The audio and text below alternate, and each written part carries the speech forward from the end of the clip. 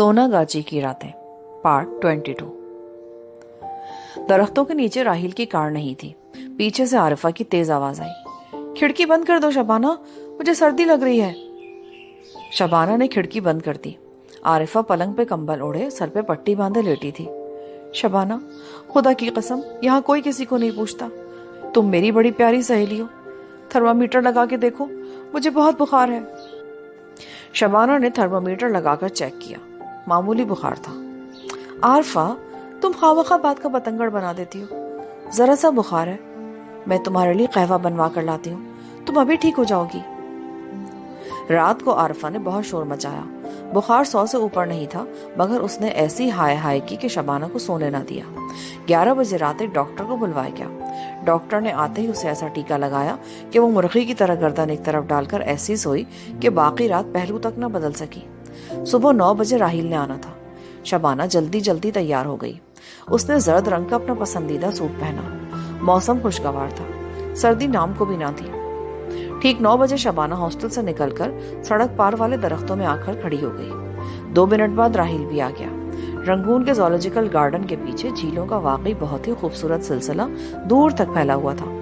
एक झील खत्म होती तो साथ ही दूसरी झील शुरू हो जाती। किनारों पर महागनी, नारियल, ताड़ और खुदा जाने किस नस्ल के सैकड़ों गुंजान दरख्त मरतूब मौसम में खामोश खड़े थे।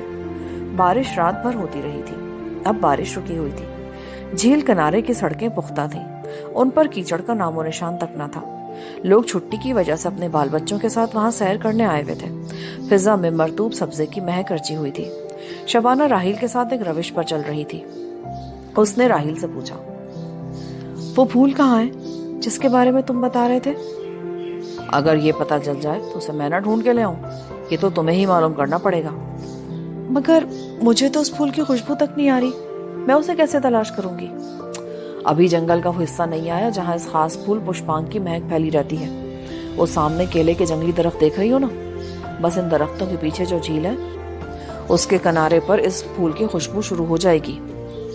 केले के झुंडों के पीछे एक खूबसूरत झील थी जिसके पुरसुकून नीले पानी की शफाफ सतह पे कमल के बेशुमार फूल खिले हुए थे। उस झील के किनारे किनारे महागनी और ताड़ के दरख्तों का सिलसिला दूर तक फैलता चला गया था।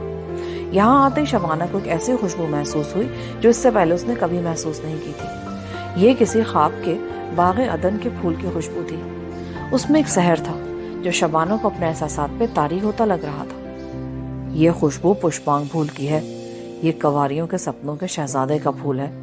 क्या तुम उसे तलाश करोगी? हाँ, शबाना ने जैसे ख्वाब के अंदाज में कहा। राहिल मुस्कुराकर वहीं एक बेंच पर बैठ गया और पाइप का तंबाकू को अंगूठे से दबाते हुए कहने लगा, तुम इस फूल को तलाश करो, मैं यहाँ बैठकर तुम्हारा इंतजार करूंगा। शबाना पुष्पांग की खुशबू के साथ साथ महागनी के घने दरख्तों में दाखिल हो गई। पहले जंगली झाड़ियां आई, फिर रत्नागिरी के पेड़ों का जंगल शुरू हो गया। पुरस्कार पोशीदा फूल की खुशबू बराबर आ रही थी। शबाना उस खुशबू के पीछे पीछे आगे आगे बढ़ती जा रही थी। उसने तमाम झाड़ियों और पौधों को छान मारा। खुशबू आ रही थी मगर फूल का सुराग नहीं मिल रहा था। वो इस तलाश में बेसूद से थक गई, मगर उसने हिम्मत न हारी। जाने कि उसे यकीन सा आ गया था कि अगर उसने पुष्पांग फूल को तलाश कर लिया तो वो अपने सपनों के शहजादे के पास पहुंच जाएगी। उसने एक बार फिर फूल की तलाश शुरू कर दी। खुशबू उसे अपने साथ लिए झील के किनारे की तरफ आ गई। यहाँ जंगली शरीफे के दरख्त ही दरख्त उगे हुए थे। घास, झाड़ियों और दरख्तों की शाखें बारिश की वजह से भीगी हुई थी। शबाना की शलवार के पांचे और कमीज जगह जगह से गीली हो गई, मगर वो खुशबू का सुराग लेती आगे ही आगे बढ़ती चली गई। एक मकाम पर उसे फूल की खुशबू बहुत ज्यादा गहरी महसूस हुई। वो उस जगह रुक गई। उसने 2-3 लंबे लंबे सांस लेकर फूल की सिमत को मुतय्यन किया और गार्डनिया के एक झाड़ में दाखिल हो गई। यहाँ खुशबू इतनी गहरी थी कि शबाना का चेहरा खुशी से दमकने लगा। यकीनन वो फूल के पास पहुंच चुकी थी, अपने सपनों के शहजादे के पास पहुंच चुकी थी।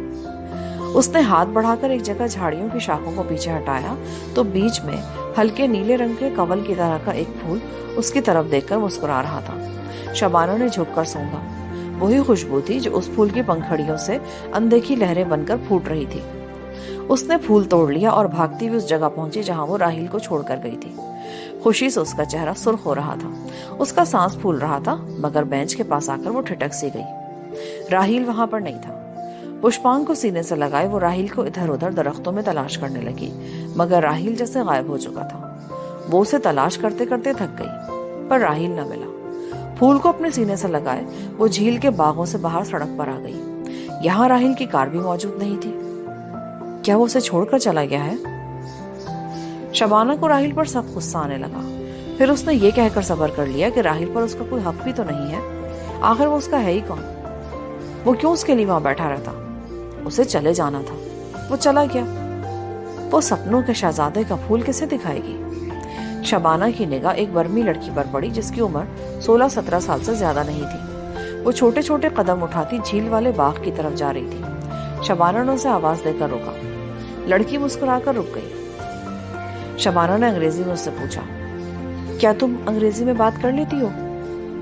लड़की ने मुस्कुराते हुए सर इस बात में हिलाया। शबाना ने फूल उसकी तरफ बढ़ा दिया और कहा, ये पुष्पांग का फूल है। बर्मी लड़की का चेहरा खुशी से खिल उठा। तुम खुश नसीब हो, ये फूल तो किसी किसी को मिलता है। मैं ये फूल तुम्हें देना चाहती हूँ, इसे तुम मेरी तरफ से तोहफा समझकर कबूल कर लो।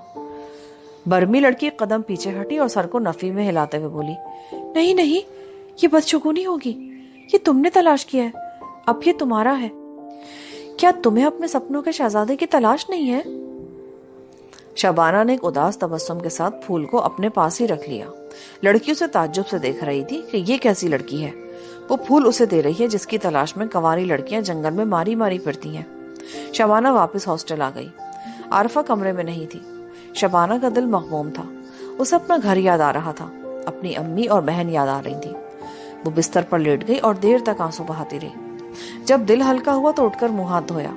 बालों में कंघी करी रही थी कि आरफा कमरे में दाखिल हुई। वो बड़बड़ा रही थी, सदफ और नायला यहाँ कर बहुत शौक हो गई हैं, हर किसी को मजाक करती रहती हैं। अरे शबाना, ये फूल यहाँ कौन रख के गया है? शायद नौकरानी रख के गई होगी।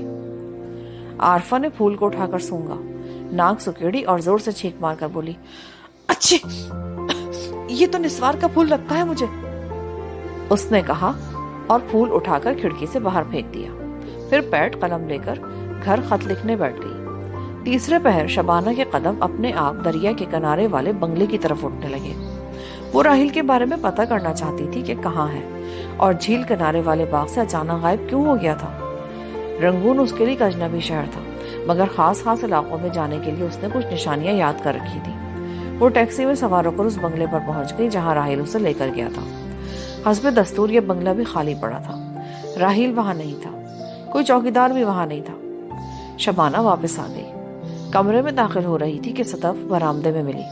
उसके पास एक लिफाफा था। ए शबाना, लाहौर से तेरा खत आया है। शबाना लिफाफा लेकर कमरे में आ गई। एड्रेस अंग्रेजी में टाइप किया हुआ था। जल्दी से खोलकर पढ़ने लगी। ये नजमी का खत था। फकत इतना ही लिखा था, मुझ पे मुसीबत टूटने वाली है। घर वालों ने मेरी शादी नदीम के बजाय उसी लड़के से करने का फैसला कर लिया है जिसको मैं जरा पसंद नहीं करती। इस वक्त मुझे तुम्हारी बहुत जरूरत महसूस हो रही है। क्या तुम टूर खत्म करके पहले लाहौर वापस नहीं आ सकती शब्बो? ये लोग कल मेरी मंगनी कर रहे हैं। नदीम भी परेशान है। वो कहता है चलो भाग चलते हैं, पर तुम जानती हो मैं ऐसा नहीं कर सकती। मुझे अपने माँ बाप की इज्जत का बहुत ख्याल है। खुदा के लिए तुम जल्दी आ जाओ, मुझे तुम्हारी जरूरत है। तुम्हारी नजमी। खत पढ़कर शबाना को नजमी की बहुत फिक्र लग गई। उसे मालूम था कि नजमी की माँ को जेवर और पैसे का बड़ा लालच है और जिस लड़के के साथ वो नजमी की बात पक्की कर चुकी है वो लोग दौलतमंद है और लड़की के लिए अलहदा कोठी और कार दे रहे हैं। ये अजीब बात थी कि बजाय जहेज का मुतालबा करने के लड़के वाले खुद बहुत कुछ दे रहे थे। शबाना को शक होने लगा कि जरूर लड़के में कोई न कोई खराबी होगी। अभी टूर खत्म होने में 4 दिन बाकी थे और वो अकेली वापस नहीं जा सकती थी। ये 4 दिन शबाना ने बड़ी उदासी से गुजारे।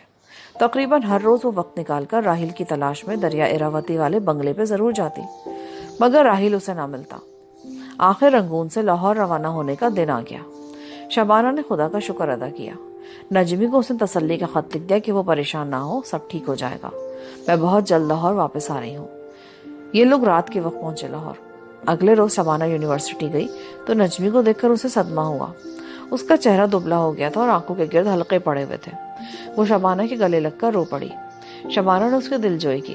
फिर दोनों सहेलियां कैंटीन के कोने में जाकर बैठ गई और राजो न्याज की बातें करने लगी। نجمی کی زبانی شبانہ کو معلوم ہوا کہ لڑکے کا نام پرویز ہے. اس کا کپڑے کا بہت بڑا بزنس ہے. وہ پہلے سے شادی شدہ ہے. اس کی بیوی مر چکی ہے. ایک 3 برس کا لڑکا ہے جو لندن میں اپنی پھپھی کے پاس پرورش پا رہا ہے. شبانہ نے تلخ لہجے میں کہا, اس کے باوجود تمہاری امی وہاں تمہاری شادی کر رہی ہیں؟ کیا انہیں تمہارا کچھ خیال نہیں؟ کیسی ماں ہے یہ؟ نجمی کی آنکھوں میں آنسو آ گئے. اس نے دوپٹے سے آنسو پوچھتے ہوئے کہا, شبو, یہ راز میں نے آج تک تمہیں نہیں بتایا. یہ میری سوتیلی ماں ہے. یہاں پر پارٹ 22 کا اختتام ہوتا ہے. مزید ریکارڈنگ کے لیے پارٹ 23 سماعت فرمائیں.